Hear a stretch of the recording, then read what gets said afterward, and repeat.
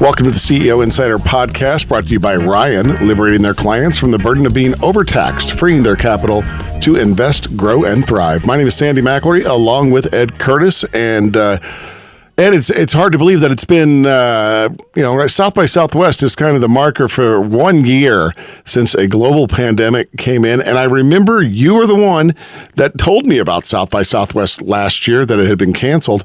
And I was like, I'm going to be honest. I was like, that's a bit of an overreaction, isn't it? And here we are. Remember, we had Hugh Forrest on a week before they decided not to do it. We were about to release it. We never even aired that podcast. We should probably bring that out of the archives. Yeah, we should, because it was interesting. It was pre-pandemic, and how the world has changed. But YTexas keeps moving forward and keeps putting on cool events. And you have something very cool. As of this recording or this release, it's tomorrow. It is the much talked about event that you're having with Tesla. Yep. It'll be Thursday at 11 a.m. You can go to our website, YTexas.com, and access the event from there. But I think as I was telling you earlier in the year, we're doing these quarterly virtual events to bring people together to, continue to send out our message until we can get out in person. And they've been going really well. And this one, we've got over 1,100 people RSVP'd so far. So I think we'll have a really good crowd. And everybody loves to hear about what Tesla's up to and, kind of the effect that it's going to have on the whole state. Yeah, I was recently thinking about it and making a comparison. There was a little mini-series on the History Channel called The Men Who Built America. It basically focuses on Rockefeller, Carnegie, those guys, you know what I mean? And JP Morgan. And I was thinking about, those guys today are the Elon Musks of the world, and the late Steve Jobs. And those people in our lifetimes, those are the people that are going to be making those documentaries about in 100 years. Yeah, and I watched a documentary on, and I don't remember the name of it, but it was on the history of Silicon Valley. Oh, I'd like to see that. And how Silicon Valley was basically born, out of venture capital. Very, very wealthy people betting on making big bets, and willing to lose capital, and creating that environment where companies like Apple and Intel came out of that, and then it's obviously spawned into what it is today. And this kind of next industrial revolution, so to speak, they call it Industry 4.0. They say Texas is where it's going to be. And a lot of that capital from California and intellectual capital, like an Elon Musk, are moving to Texas. And we think it's our chance to take over the next decade or two. It's amazing when you've been in Texas as long as I have to see how it dominates the business headlines. It's just constant about what's going on in Texas. Not, we're in Austin, but all over the state, San Antonio, Houston, Dallas, points in between. We talked a few months ago, actually, about Waco and the Amazon facility that's there. I mean, It's pretty amazing. Yeah. I mean, I'm having so much fun doing this. I mean, I've been a banker my whole life, and we've been running this company for about the last 7 or 8 years. But it's just so fun to learn about all the amazing things that are happening around the state. And just like you said, it's all over. I've talked about NASA before. We've talked about Hillwood and all the drone technology that's happening up in Dallas-Fort Worth. Of course, Tesla in Austin, and we had the guys from Pabst Blue Ribbon kind of moving to the San Antonio area, and it's spreading all around, and it's sprawling. It's starting to really sprawl to markets outside of the major four. Well, that's one thing we have a lot of is land. Yep. In Texas, there's a lot of land. Well, I think we'll probably worry about the infrastructure for the growth. I hope we're not too late in it, when it comes to water and roads and. We are. I think we are too late, but again, I think this is where innovation comes in.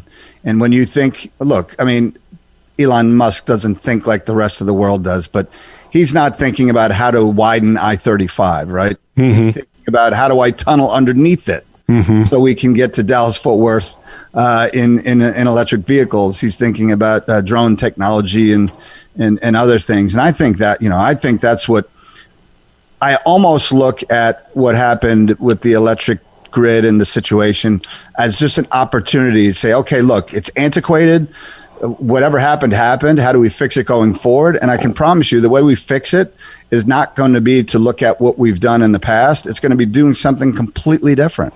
Yeah. Like decentralizing it and breaking it up into microgrids so that each neighborhood has their own energy source. So that it's impossible for the entire state of Texas, to lose power. I think that a question that's going to be asked to a lot of real estate agents when people are buying homes is this on the same grid as a hospital? Because I feel terrible saying this, but our home is on the same grid as a hospital.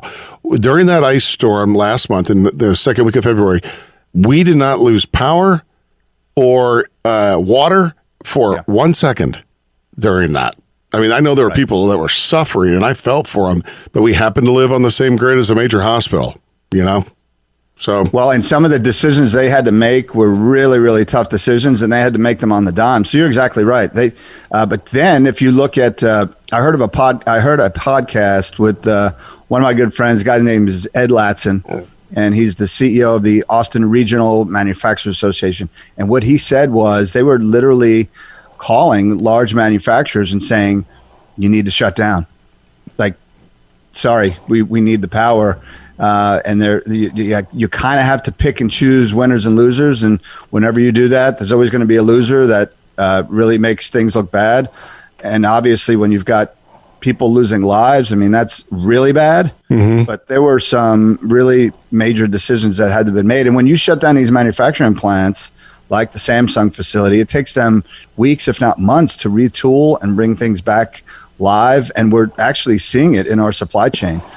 Gas prices are high, and my dad calls me from New York. He's like, does this have anything to do with what happened in Texas? I'm like, absolutely. Does it?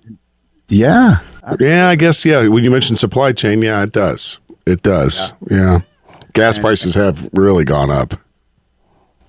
Amazing. They're up over, there were California. I was bragging about how Texas was under $2 a gallon and California was over $3. And now we're kind of approaching that. So, yeah, we are. Texas is a really important state for many reasons. And I think it's another reason why it's good to pay attention to what's happening down here. Yeah, absolutely is. And the people that have been are making big decisions and coming here. It's amazing. Like I always say, though, Ed, you're welcome. Come on down to Texas. Just don't put beans in our chili. Just don't mess with our barbecue. Don't bring your whatever barbecue you do wherever you are. Just leave it there. All right. We've got that figured out. Leave it alone. Let's talk about your event. It's exciting to have anything to do with Tesla is going to create a buzz. And I'm sure you've got quite a bit of buzz around your event. Yeah. So the Tesla effect is really a lot more than Tesla, right? I mean, it's what is the radiating effect of Tesla making an announcement that they're going to be expanding here, and we kind of it forced us to dig into the industry and find out really how it's affecting the entire state. And I think it really boils down to innovation. And I was talking to we have a couple of panelists that are going to be that are active in the electric vehicle industry, the autonomous vehicle industry, battery powered energy. And they basically said, look, this has been happening for a long time in Texas. I think Tesla just kind of is that shiny object that brought it to attention. And then, of course, with that large investment, people wanting to be close to it, and Elon Musk being this kind of national or worldwide figure, the effect is it was happening, and it's just accelerating what was happening because they're moving here.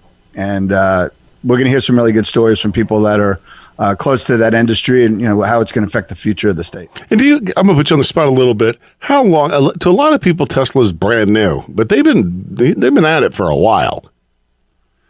I was talking to someone today who said the city of Austin has been talking to Tesla since 2007. Yeah, there you go. I mean, 14 years of talks that's what it takes, I guess, right?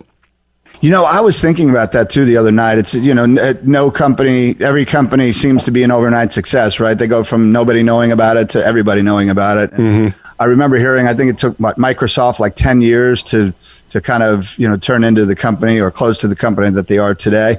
And same thing with Tesla. Like, they've been around a long time.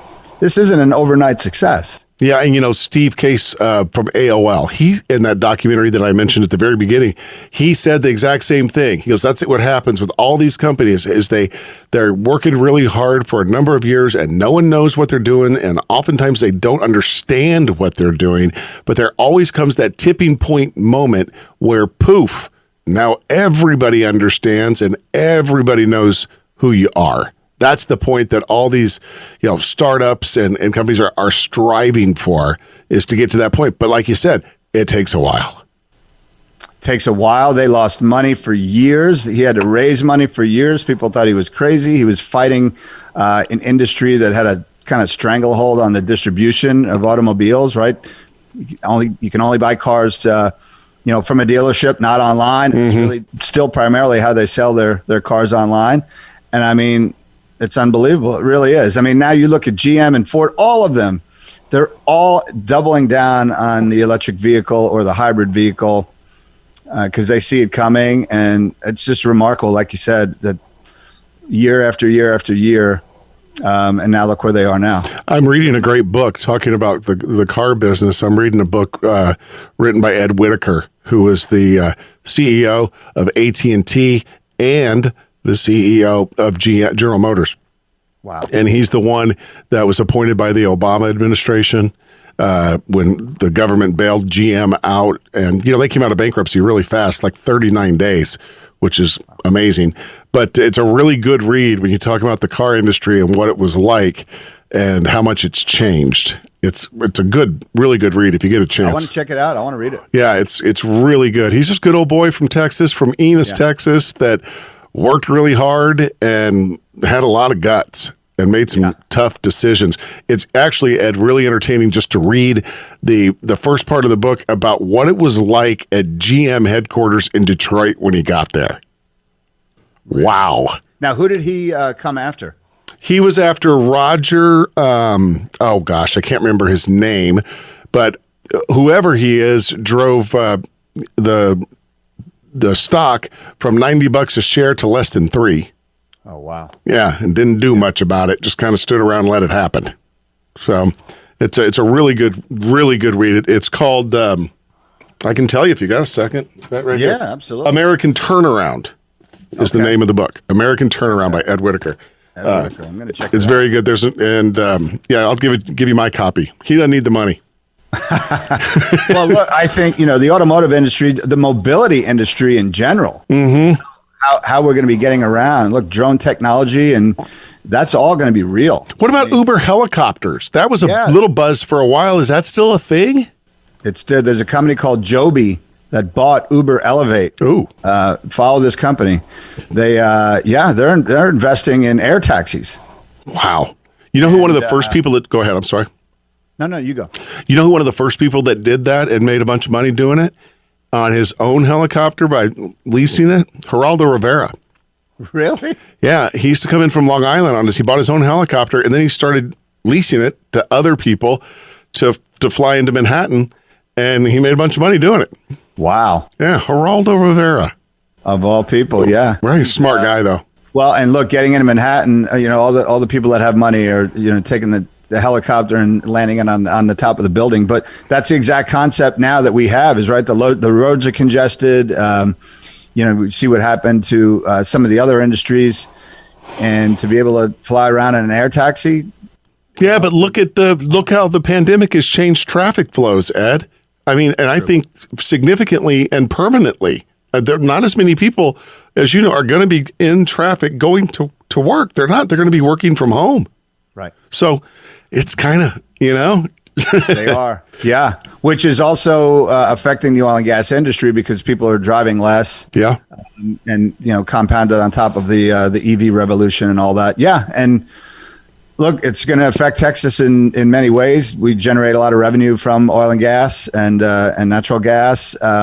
But again, we're going to figure it out. The future will be different, but that's kind of the theme of the event is what does the future look like, and how do people like Elon Musk and all of us that have been in Texas for a long time, how do we play a part in it? And I'm biased, but I still think Texas is going to be that state that really innovates our way out of a lot of this with just pure entrepreneurship and not as much, government overreach, things like that. Boy, there's not a bigger cheerleader for the state of Texas than Ed Curtis. A boy from New York, from the Bronx. I know, right? Is a Texas honk now, right? Tell people that. Huh? Don't tell people that. What, that you're not from Texas? That I'm from No, I'm kidding. It was in your book. I know. You told everybody. What are you talking about? And finally, who from, you have a speaker from Tesla that will be joining the event. Yeah, Chris Riley. He is over their recruiting and workforce development initiative at Tesla, which is really a great story, and is kind of the theme of what Tesla's going to talk about. They're hiring 5,000 people here that apparently are not going to necessarily need college degrees, and they're partnering with the Workforce Solutions Group that's run out of different districts within the state, the community college system, universities, UT, to produce these skills and certifications that they're going to need to fill a lot of these jobs. So it's a really good example of how if you move into the state and you need skill and it's not here, you can help solve the problem by working closely with your community. And Tesla's a big community company. Yeah, that's nice. So yeah, it's going to be a great story. For more information, it's available on our website at YTexas.com. Go check it out. Congratulations. I'm sure it's going to be a great event, Ed. Yeah, got some good speakers. Thank you. All right, buddy. Take care.